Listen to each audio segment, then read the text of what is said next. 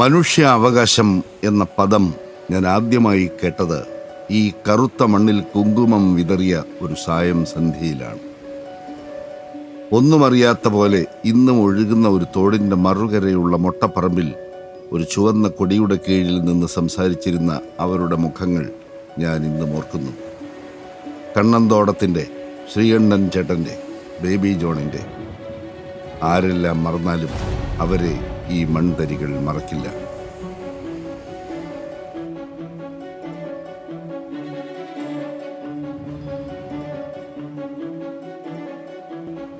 ജീവിച്ചിരുന്നുവെങ്കിൽ സഖാവ് ബേബി ജോണിന് ഇപ്പോൾ പ്രായം 107. ചവറയിലെ കരിമണൽ തരികളും അതിൽ വേർപ്പ് നീരിറ്റിച്ച തൊഴിലാളി വർഗവും പറയും അക്കഥ. പ്രയത്നം മാത്രം ശീലിച്ച തീരദേശ തൊഴിലാളി സമൂഹത്തെ രാഷ്ട്രീയ ബോധമുള്ള ഒരു സംഘടിത വർഗമാക്കിയ ട്രേഡ് യൂണിയനിസ്റ്റ്. 1949 മെയ് മാസം കരിമണൽ തൊഴിലാളികളും പോലീസും ഏറ്റുമുട്ടിയ ചവറ ലഹളയിലെ ഒന്നാം പ്രതി Kannanthodathu Janardhanan Nair, N Sreekantan Nair, K Balakrishnan, T K Divakaran, Baby John. പാർട്ടിയേക്കാൾ വളർന്ന ആ നേതാക്കളുടെ വിത്ത് ഗുണമാണ് RSPയെ ഒരു തിരുത്തൽ ശക്തിയായി പൊലിപ്പിച്ചെടുത്തത്. കമ്മ്യൂണിസ്റ്റ് സോഷ്യലിസ്റ്റ് പാർട്ടികളുടെ തെറ്റുതിരുത്തലായിരുന്നു RSPയുടെ ചരിത്ര നിയോഗമെന്ന് എഴുതിയത് മലയാള കഥയുടെ മുത്തപ്പൻ സാക്ഷാൽ തകഴിയാണ്. തകഴി പറയും, ബേബിയെ പരിചയപ്പെടുകയല്ല, ബേബി തൻ്റെ ജീവിതത്തിലേക്ക് കടന്നു വരികയായിരുന്നുവെന്ന്. കമ്മ്യൂണിസ്റ്റ് പാർട്ടിക്ക് ഒരു തൊഴിലാളി യൂണിയൻ ഉണ്ടാക്കാൻ ഒരുപാട് അധ്വാനിച്ച താനും MN ഗോവിന്ദൻ നായരും ശരിക്കും തോറ്റത് ബേബി ജോൺ നയിച്ച തൊഴിലാളികൾക്ക് മുന്നിലായിരുന്നു എന്ന് തോപ്പിൽ ഭാസിയും എഴുതി. ബേബി സാറിൻ്റെ യൂണിയൻ വിട്ട് മറ്റൊന്നിൽ ചേരില്ലെന്ന് ഭാസിയോട് പറഞ്ഞ ചവറയിലെ തൊഴിലാളി വർഗം നങ്കൂരമിട്ടത് ബേബി ജോണിൻ്റെ ഹൃദയത്തിലാണ്.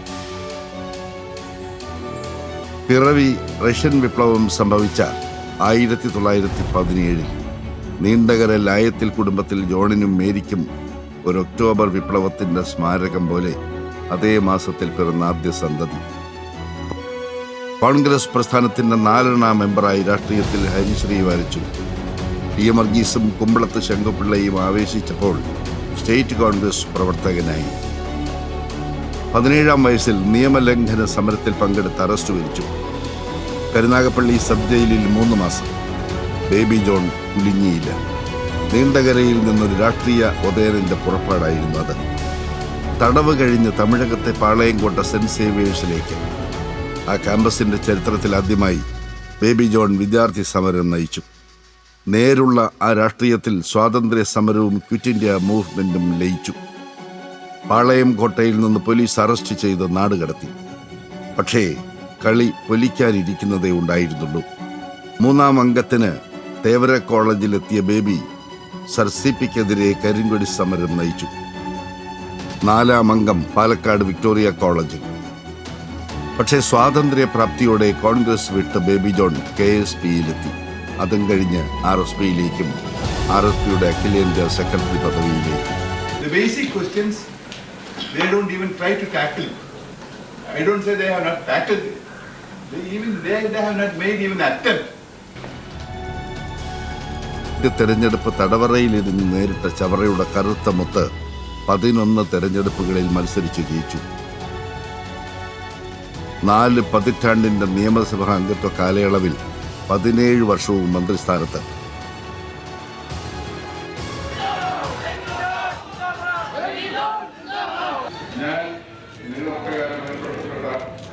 ഇന്ത്യൻ ഭരണഘടനയോട് സ്നേഹമോ വിദ്വേഷമോ കൂടാതെ എല്ലാ തരത്തിലുള്ള നാടുകളോടും നീതി കാണിക്കുമെന്ന് ദൃഢപ്രതിജ്ഞ ചെയ്യുന്നു.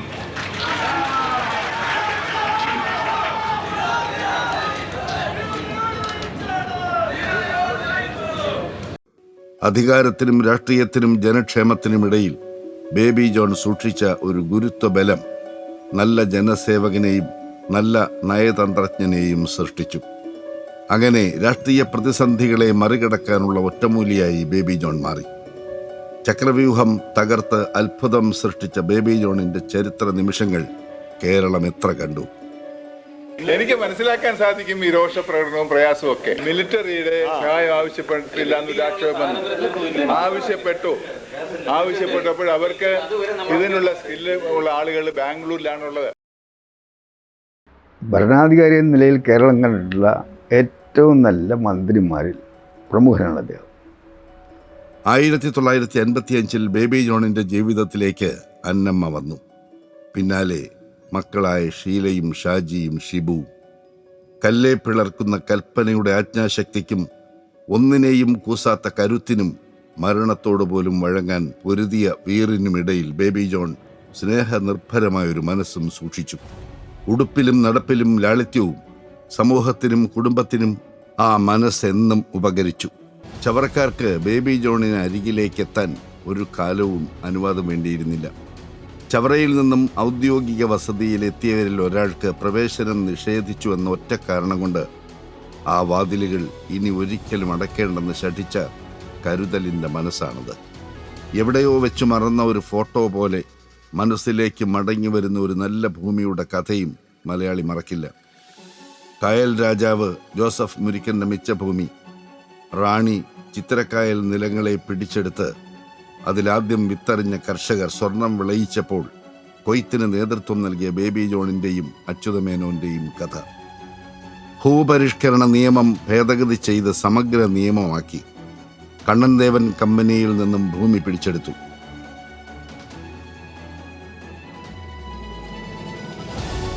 അങ്ങനെയുള്ള ഒരു നിയമം കേരളത്തിൽ ആദ്യമായി രക്തരഹിതമായി നടപ്പാക്കാൻ അതിനുള്ള പ്രായോഗിക ബുദ്ധിയോടുകൂടി ദീർഘവീക്ഷണത്തോടുകൂടി നേതൃത്വം നൽകിയ ഒരു വലിയ നേതാവാണ്, വലിയ ഭരണാധികാരിയാണ് ശ്രീ ബേബി ജോൺ. തൊഴിൽ തർക്കം പരിഹരിക്കാൻ കൺസിലിയേറ്ററി മിഷനറി ശക്തമാക്കി. സഹകരണ മേഖലയിലെ നിക്ഷേപ സമാഹരണം 100 കോടിയാക്കി ഉയർത്തി. മദ്യഷോപ്പുകളുടെ കുത്തക ലേലത്തിന് മാറ്റം വരുത്തി. ക്രമക്കേടില്ലാതെ പരീക്ഷ നടത്താൻ വിദ്യാഭ്യാസ വകുപ്പിനെ ശീലിപ്പിച്ചു. സർവകലാശാലകളും സർക്കാരും തമ്മിലെ ബന്ധം ഉറപ്പിച്ചു. പൈപ്പ് കുംഭകോണത്തിന്റെ പിടിയിലമർന്ന ജലസേചന വകുപ്പിനെ നല്ല നടപ്പ് ശീലിപ്പിച്ചു. ഒരു പ്രശ്നം ഗൗരവമായി ഒരു ക്യാബിനറ്റിൽ വരുമ്പോൾ അത് എങ്ങനെ പരിഹരിക്കണം എന്നതിനെപ്പറ്റി കഴിഞ്ഞകാല അനുഭവത്തിൻ്റെ വെളിച്ചത്തിൽ ബേബി ജോണിന് വ്യക്തമായ ചില ധാരണകളൊക്കെ ഉണ്ടായിരുന്നു.